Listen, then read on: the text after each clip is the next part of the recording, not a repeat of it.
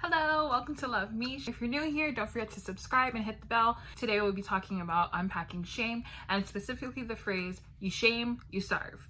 And if you haven't heard that before, it's probably because you're not from Hawaii. And I have realized that another way to say this is a closed mouth don't get fed, you snooze, you lose, all of the above. So for today, I invited two of my friends, Hi'i and Adi, to kind of give us a better perspective on what this means in our culture specifically and what this means to them. And so we're gonna give you a few ways on how to think about shame and how to start unpacking this, because 2020, we all need to start unpacking. So let's get to it. Hi, my name is Hi'i Adi. I'm from Kaneohe, Hawaii, on the island of Oahu. Question that Meeshmp gave me to answer was, what does if you shame, you starve mean to you? So what it means to me is, when I was growing up, my papa used to always tell that to us in terms of making a plate of food. So whenever we'd go over to their house, or whenever we'd go to a party, we would just sit on the table and not go make food when it was time to eat. My papa would be like, okay, you shame, you starve, because he would not make the food for us. Neither would like my grandma or my aunties or my uncles. You had to go do it yourself. You know, if you didn't and you're too shame, too bad, you miss out, you're not gonna eat. But just recently, actually, when I turned into my 20s, I've slowly started to associate that saying with my actual life. I use that saying towards like opportunities, whether it be in my career, whether it be in my business, whether it be about myself, just making decisions about myself. I have associated that saying with basically, if you're too scared to take the jump, or too scared to put your business out there, if you're too scared to post the picture, if you're too scared to try on the new outfit, if you're too scared to do anything brand new, if you're too shame to do anything out of the ordinary, then you miss out. That saying can be used in so many different ways, whether it be as little as making yourself a plate of food at a party or at a relative's house, or whether it be going for the promotion or making a YouTube channel. Never be too shame to try anything new, or else you starve. So I'm always super grateful for people's personal interpretations of this and the stories that they have attached to you shame, you starve, because I know that I've heard it a lot growing up. So I really appreciate Hi'i sharing that. Okay, so next I have my friend Adi from Rising King Media, and if you aren't following her already, go ahead and do that. I will be leaving her handle right here on Instagram, and she does a weekly live that talks about other things that need to be talked about in our culture. And so I had asked Adi specifically, where does shame come from, or what does shame mean to you? And she has some really good insight, so I'm going to turn it over to her.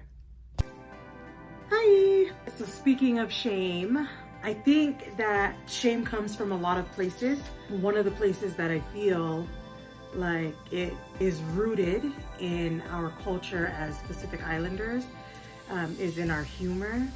Just as Pacific Islanders, we joke around about a lot of things. We make light of things. I don't know if it's just to help us process things easier, as a coping tool or something of that sort. But I think that growing up, there's a lot of sarcasm that's used in our culture, in our communications with our children. And when we use sarcasm in our communication with kids who are still growing, whose brains are still learning new things, processing new things, because their minds are not as mature as adults' minds are, and they don't have the confidence that adults have or should have. Their brains are not able to process the difference between sarcasm and the truth, and between a joke and the truth. So a lot of times they kind of grow into that fear of like messing up or making a mistake, because if they do so, you know, people are going to laugh at them, or if they do so, they're going to be the joke for the next week or so, or if they do so, if they make a mistake or if they fail, they'll be reprimanded, they'll be teased, they will be shamed. And so then growing up, it causes them to shy away from opportunities that they would probably excel at otherwise if they weren't too embarrassed or too ashamed to be courageous enough to try that option or that avenue or take that opportunity. And so I think that as Pacific Islanders, that's something that we need to learn how to use more appropriately. Learn how to use our humor more appropriately so that it's not harming, and that it stays helpful and doesn't become harmful. Thank you, Andi. I love my culture enough to call us out when we need some improvement, and so we're gonna start unpacking. Here in Love Meeshp, we talk a lot about mental health, and so shame is something that I personally have been trying to better understand and better shut down, because it does nothing to elevate you as a person, and it does nothing to help other people. This is one emotion that serves no purpose other than to hurt people. I think we need to look at things in terms of, is this emotion helping me? You know, and if you think about it, like, shame is one of the many tactics of the adversary. This is one of the many ways that those who are religious, if this is one of the many ways that Satan tries to get you down, right? And just in life in general, like, shame does nothing to lift, right? It does nothing to lift and does everything to push you down. And I think that we need to be able to pinpoint those parts of our lives that we might be feeling shame from and challenge that thought. Why do I feel like that? Who is making me feel like that? And if those things can't be answered by anything good or anyone important, then it needs to go away.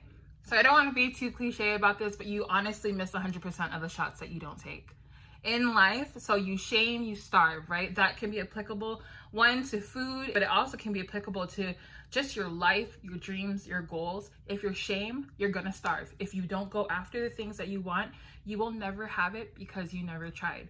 And if you stuck around this long, I have another giveaway. This is a mini giveaway, and Hi'i has her own jewelry line called Aloha, and you can follow her on Instagram, and she has so kindly offered to partner up with us today for the giveaway. And so stay tuned on my Instagram at love_meeshp with 2 H's for more details. So if you watched this far and you want an extra entry, don't forget to leave a little flower emoji down below in the comments and tell us what you think. I'm super excited. I will be having more giveaways. So thank you so much. I love you guys, and I hope you're having a good week. And we'll be unpacking a little bit more probably this month, next month, for as long as we need to unpack things, and I hope you're down with it. Thank you so much for listening, for being here, and I will see you really soon.